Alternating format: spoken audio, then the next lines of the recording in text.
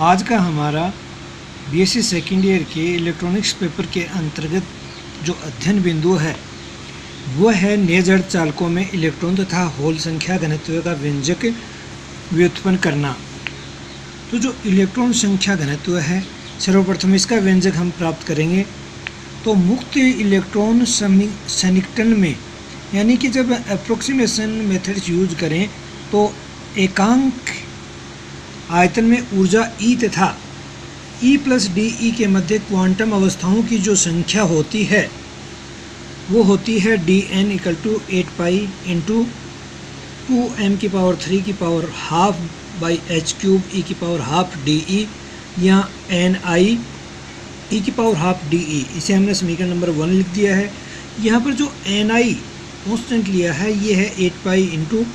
Twice m की power 3 की power 1/2 upon h cube, और इसका मान जब इलेक्ट्रॉन के लिए ज्ञात किया जाता है तो 6.82 इंटू 10⁻27 प्राप्त होता है। परंतु फर्मी डिराक वितरण के अनुसार ताप T पर ऊर्जा E की अवस्था में जो स्थित होने की प्रायिकता है, प्रायिकता का जो व्यंजक है वो दिया जाता है फर्मी डिराक स्टैटिक्स से f ऑफ E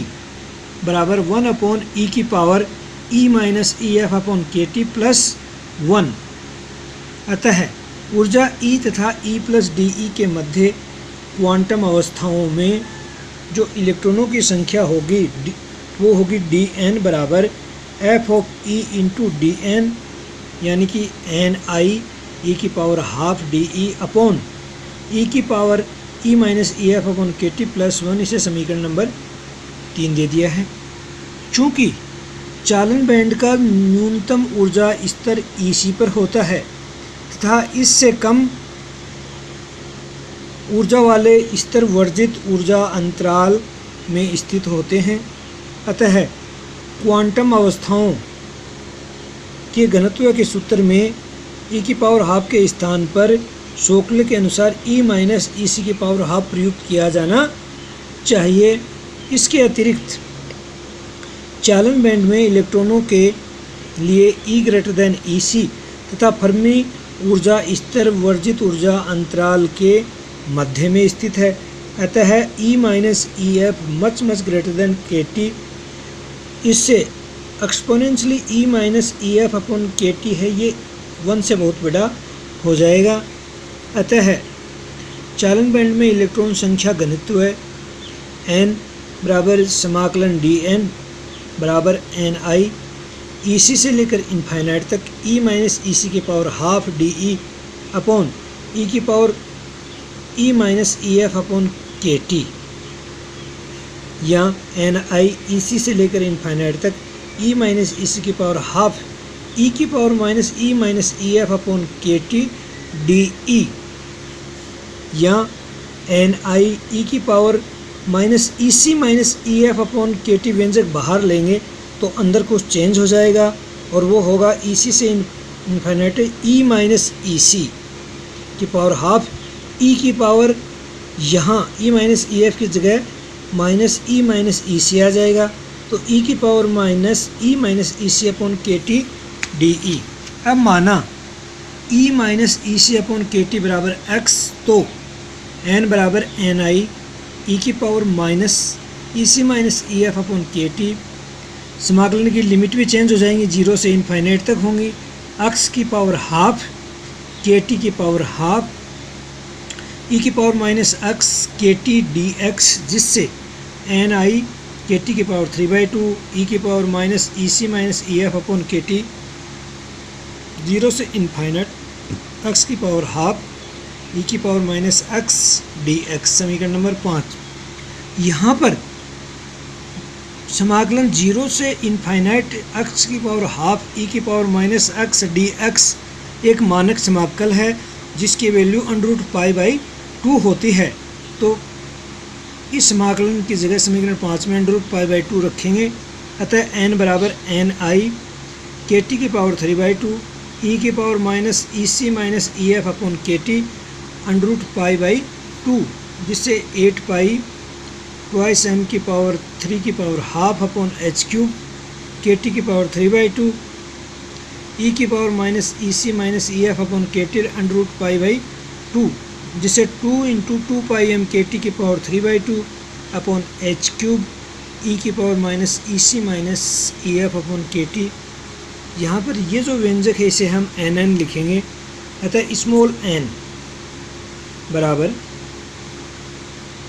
यानी इलेक्ट्रॉन संख्या घनत्व बराबर एन एन ई की power minus E C minus E F upon K T, समीकरण नंबर 6।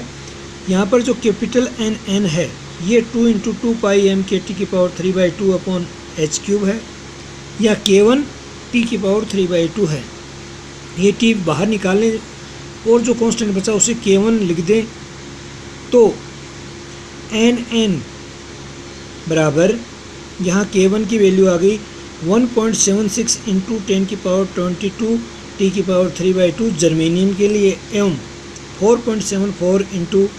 10 की पावर 22 टी की पावर 3/2 सिलिकॉन के लिए प्राप्त होती है। यहाँ पर हमने मुक्त इलेक्ट्रॉन की कल्पना की है, लेकिन वास्तव में इलेक्ट्रॉन जालक के आवर्ती विभव क्षेत्र में गति करता है, पूर्णतः मुक्त नहीं होता है। जर्मेनियम और सिलिकॉन में इलेक्ट्रॉन के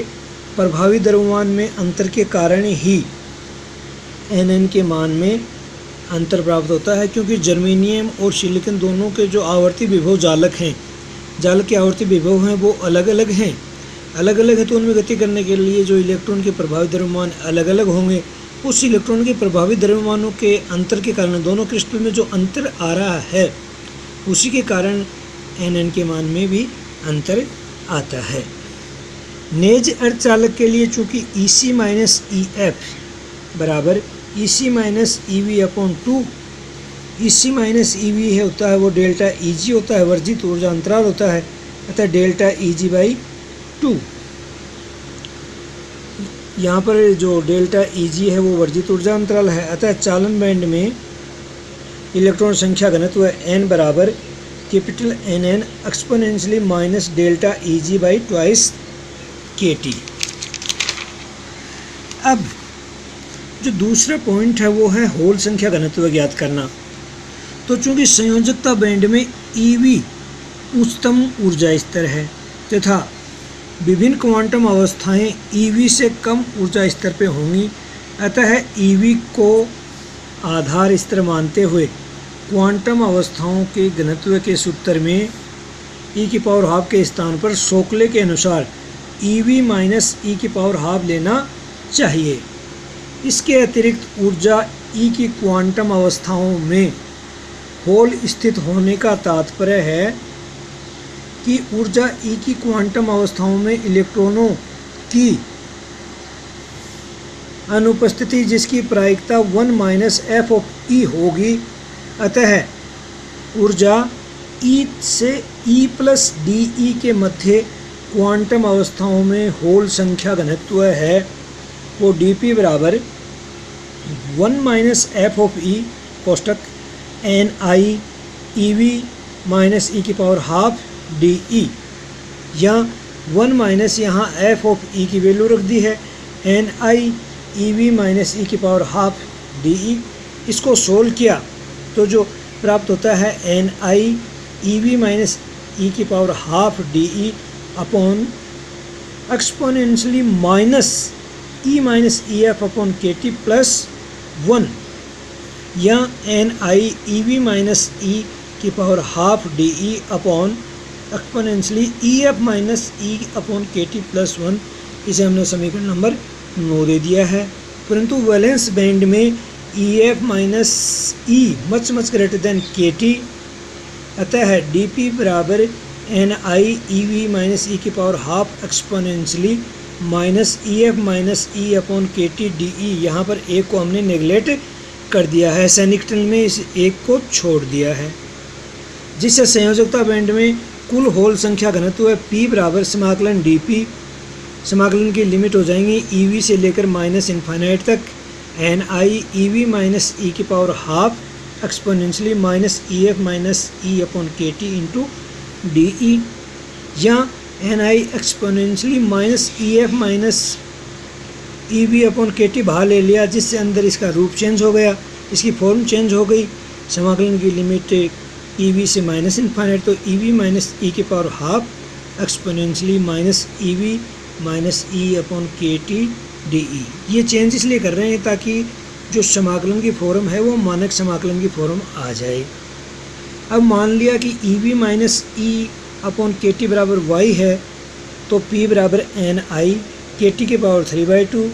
exponentially minus EF minus EV upon KT, 0 से लेकर लिमिट इन्फाइनाइट तक हो गई। y की पावर हाफ e की पावर माइनस y dy, ये एक मानक समाकल है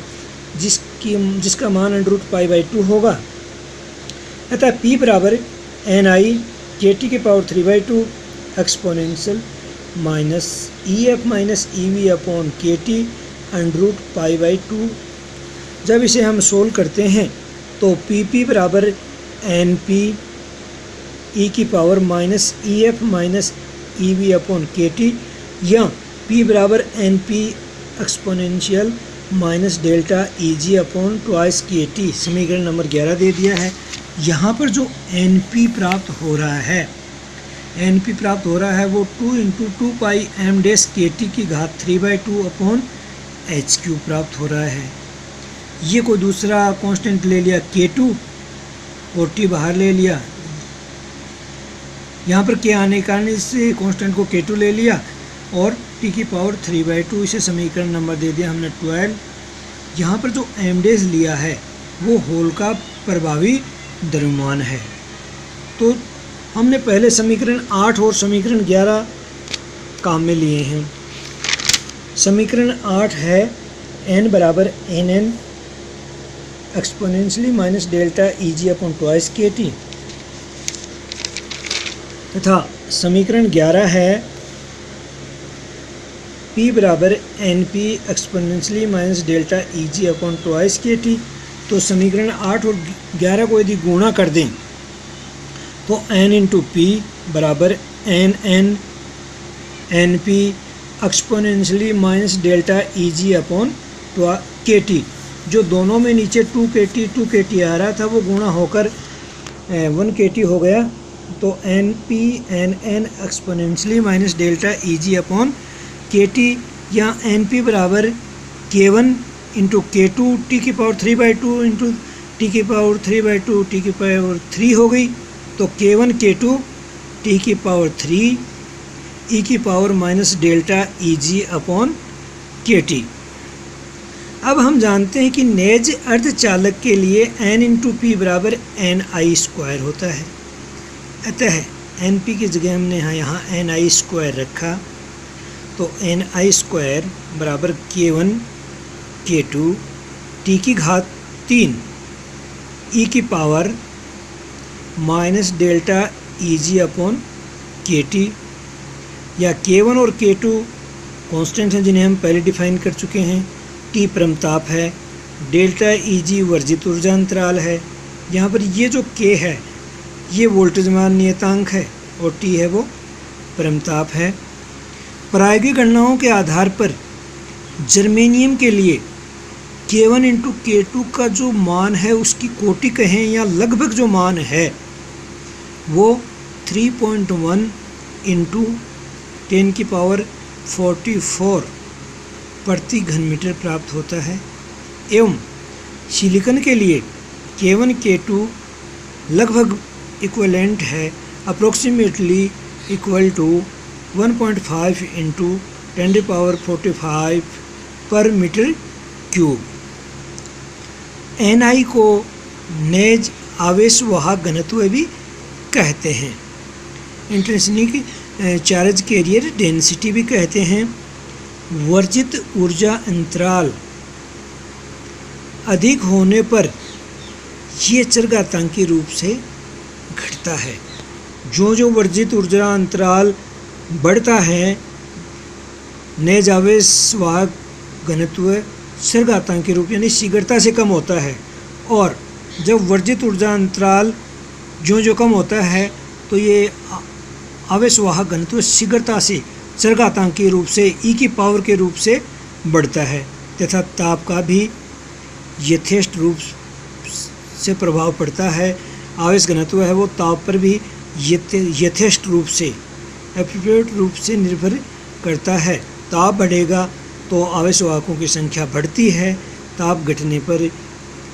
नेज अर्धचालकों में आवेशवाहकों की संख्या घटती है। नेज अर्धचालक में EH युग्म उत्पन्न होने, इलेक्ट्रॉन होल युग्म उत्पन्न होने से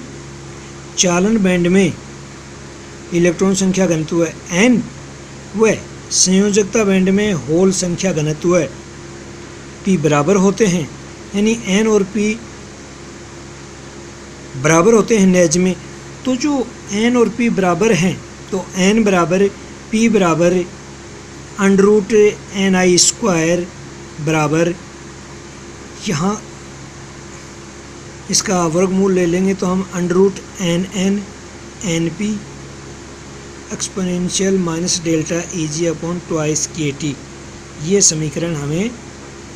प्राप्त हो जाता है इलेक्ट्रॉन संख्या घनत्व के लिए तथा होल संख्या घनत्व के लिए नेज प्रकार के अर्धचालकों के लिए, शुद्ध अर्धचालकों के लिए ये व्यंजक है वो